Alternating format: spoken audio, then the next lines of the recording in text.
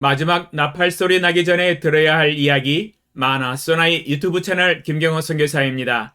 날마다 새벽에 하나님과 동행하며 갖는 경건의 시간의 축복을 함께 나누는 시간입니다. 또한 어제 배운 하나님의 말씀을 어떻게 적용했는지 평가하면서 배운 교훈과 축복을 나누는 시간입니다.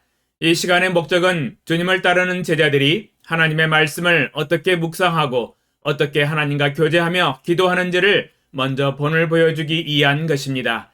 또한 하나님의 말씀이 삶과 인격과 직장과 삶의 현장에서 어떻게 실천할 수 있는가를 본을 보여주기 위한 것입니다. 일반적으로 하나님의 말씀을 어떻게 깨닫고 어떻게 실천하는지 구체적인 방법을 잘 모르기 때문입니다.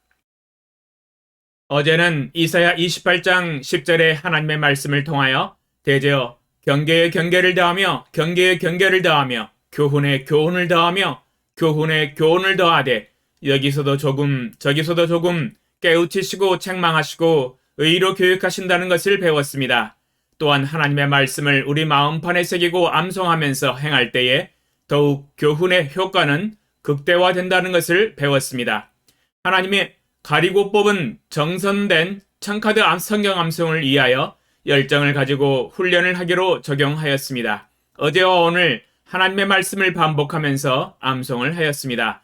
사실 암송이 조금 힘듭니다. 마음과 생각을 집중하고 마음판에 새기며 머리에 새겨야 하기 때문입니다.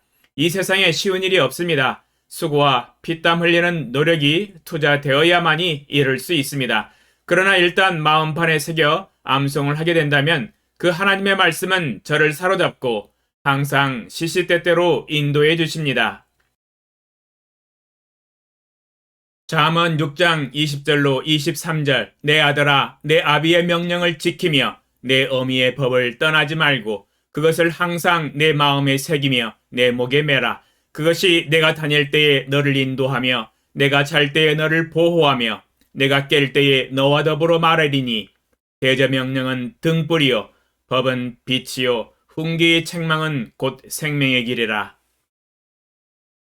잠언 6장 20절로 23절에 하나님의 말씀을 마음에 새기게 될 때에 내가 다닐 때에 나를 인도하며 내가 잘 때에 나를 보호하며 내가 깰 때에 나와 더불어 말하신다고 기록하고 있습니다. 저는 32년간 하나님의 말씀을 800화절을 암송하면서 말씀과 더불어 살고 있습니다. 내가 길을 걸을 때에 삶 가운데서 항상 하나님의 말씀이 나를 인도하여 주시고 갈 길을 밝혀주시고 잠을 잘 때에도 하나님의 말씀이 함께 하시고 아침에 일어나 깰 때에도 하나님의 말씀으로 제 마음에 들려주시는 것을 체험하였습니다. 또한 성경 암송은 능력 있는 주님의 제자가 되는 지름길입니다. 왜냐하면 하나님의 말씀이 능력이 있기 때문입니다. 히브리서 4장 12절 하나님의 말씀은 살아있고 활력이 있어 좌우의 날선 어떤 검보다도 예리하여 혼과 영과 및 관절과 골수를 찔러 쪼개기까지 하며 또 마음의 생각과 뜻을 판단하나니. 히브리서 4장 12절에 하나님의 말씀은 살아있고 활력이 있어 좌우의 날선 어떤 검보다도 예리하여 혼과 영과 및 관절과 골수를 찔러 쪼개기까지 하는 능력이 있다고 말씀하고 계십니다.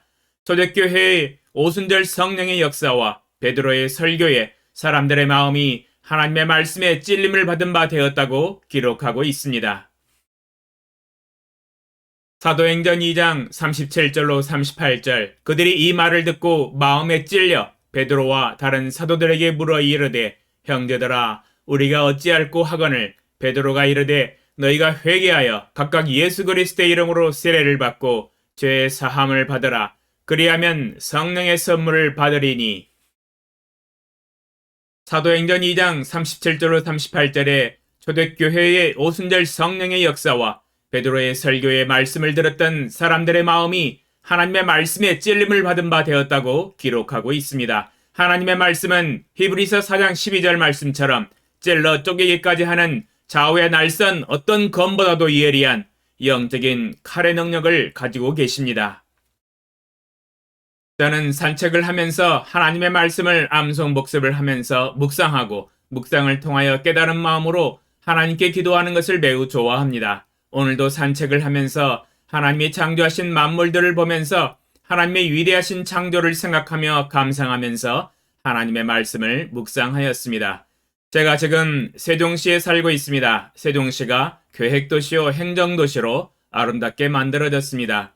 가로수가 아름답게 심겨져 있고 나무 위에 새들이 왔다 갔다 날아다니면서 아름다운 소리로 노래를 부르고 인공 시냇물과 천변으로 흐르는 시냇물 소리가 매우 아름답고 좋습니다. 오늘 걸으면서 하나님의 말씀을 묵상하면서 구구절절 들리는 하나님의 음성에 축복과 격려와 위로와 힘이 많이 되었습니다. 출애굽기에 홍해바다를 가르시는 하나님의 손길을 암송 복습하면서 묵상했습니다.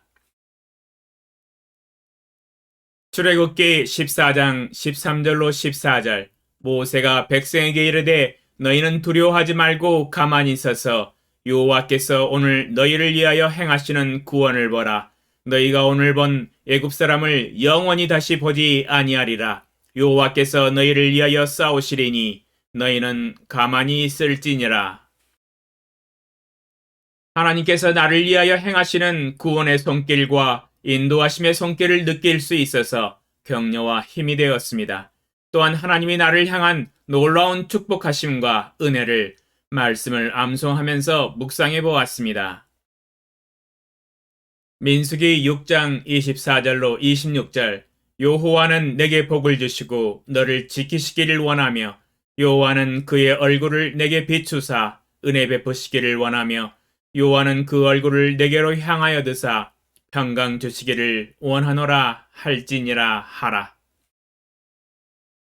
만군의 주 여호와 아버지 하나님은 내가 잘 되기를 원하고 지키시고 인도하시고 은혜 베푸시고 평강 주시기를 원하신다는 것을 구구절절 깨달아지고 느껴지면서 큰 축복이 되었습니다. 여러분 어떻습니까? 이래도 성경 암송을 하는 것을 조절하시겠습니까? 성경 암송을 통하여 얻을 수 있는 축복은 한두 가지가 아닙니다. 무궁무진한 하나님의 음성과 축복들이 삶에서 넘쳐납니다. 길을 걸으면서 하나님의 말씀을 암송 복습을 하게 될 때 얻을 수 있는 축복은 일석오조의 효과를 누릴 수 있습니다. 첫 번째는 하나님의 말씀을 암송하면 길을 걸으면서 하나님의 음성을 들을 수 있습니다. 걸어가는 성경입니다. 살아있는 하나님의 음성으로 들을 수 있습니다. 두 번째는 암송을 통하여 하나님의 말씀을 묵상할 때 내가 깨달은 하나님의 말씀의 의미를 가지고 나의 말로 하나님께 기도할 수 있다는 것입니다.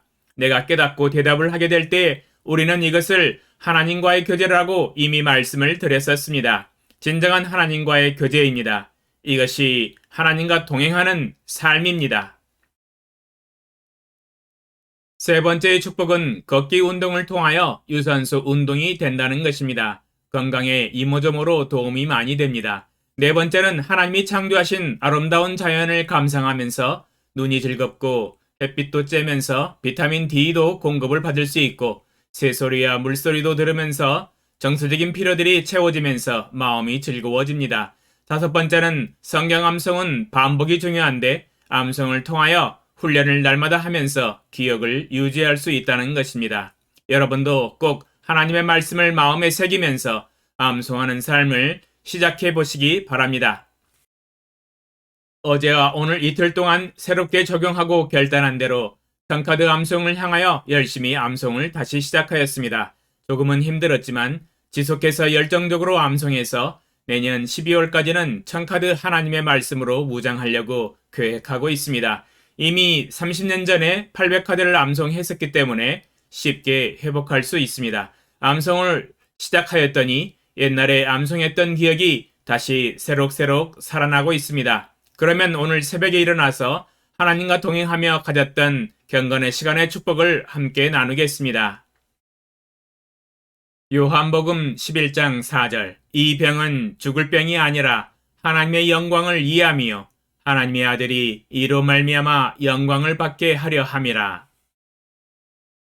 주제 이 병은 죽을 병이 아니라 하나님의 영광을 이해하며 하나님의 아들이 이로 말미암아 영광을 받게 하려 함이라.